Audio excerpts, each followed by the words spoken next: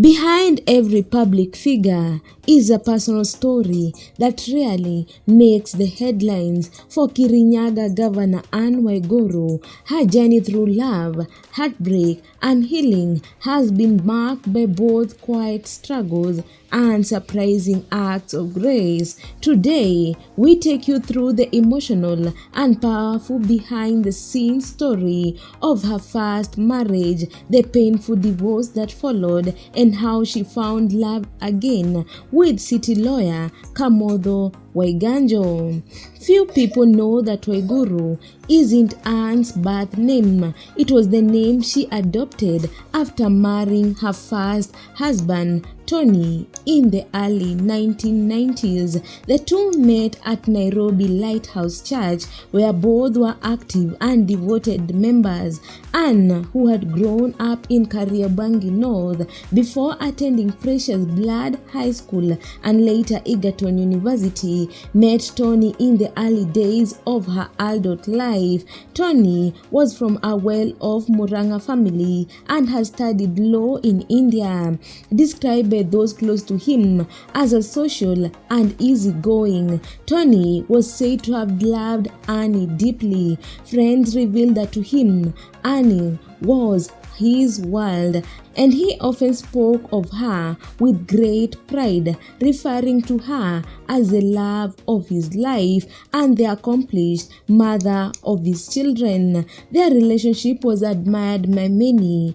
Anne was described as beautiful, prayerful, and intelligent, someone who carried herself with humility despite her growing accomplishments. Tony's family, deeply Christian, welcomed her warmly. However, despite the seemingly perfect match, the couple began facing serious challenges as Anne's career took off. Anne's work ethic was described as unmatched. Even as she juggled a high-pressure job, she remains hands-on at home, raising 3 children and performing all the duties expected of a wife and mother. A friend said she would put her children to bed, then work until midnight, only to rise again at 5 the next morning. Her ambition and commitment were described as unstoppable. Meanwhile, Tony had a more laid-back approach to life and work. Although financially stable and running a successful law firm, at the time he wasn't as driven by career ambitions. This difference in priorities slowly began to drive a wedge between them. Tensions reportedly peaked around 2003 and 2004 when Anne worked under economist Dr. David Dean at Kenya Leadership Institute. During that period, their marriage began to deteriorate. By the time Anne was seconded to the World Bank, Tony had withdrawn. He reportedly left their Runda home and moved into the servants' quarters of his twin brother in Ngumo. According to sources close to the family, Anne was left carrying the weight of divorce, single parenting, and an increasingly demanding career. Friends observed that the divorce was particularly painful and acrimonious.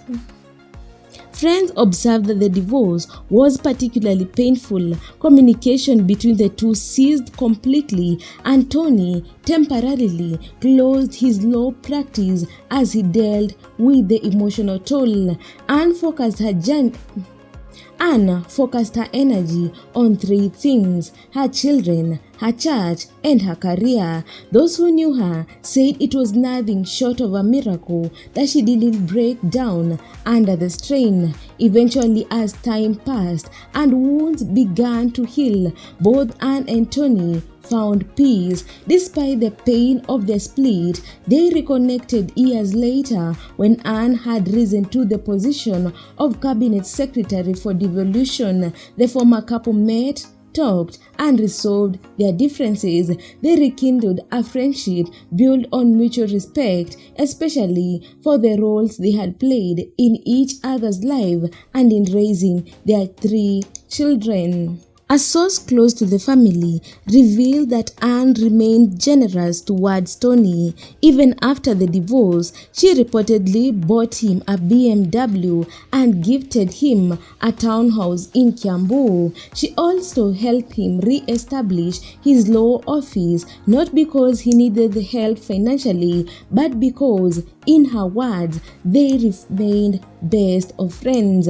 After leaving the Nairobi Lighthouse Church due to internal disagreements where Tony's brother served as a pastor, Anne began attending Karuro Community Church. It was there that she first met Kamotho Waiganjo, a respected lawyer and elder in the church. Their friendship eventually blossomed into romance, and today he stands by her side as her husband and the first gentleman of Kirinyaga County. Today, the love between Anne and Kamotho is evident in the way they support each other, both in public and private. But what makes the relationship even more powerful is the journey Anne took to get there. From heartbreak and disappointment to redemption and healing, her story is one of quiet strength, faith, and the ability to rise above pain with dignity. If you are inspired by Anne Waiguru's story of love, loss, and rediscovery, don't forget to like this video, subscribe to our channel, and share this with someone who needs a reminder that it's never too late for a second chance at love and happiness.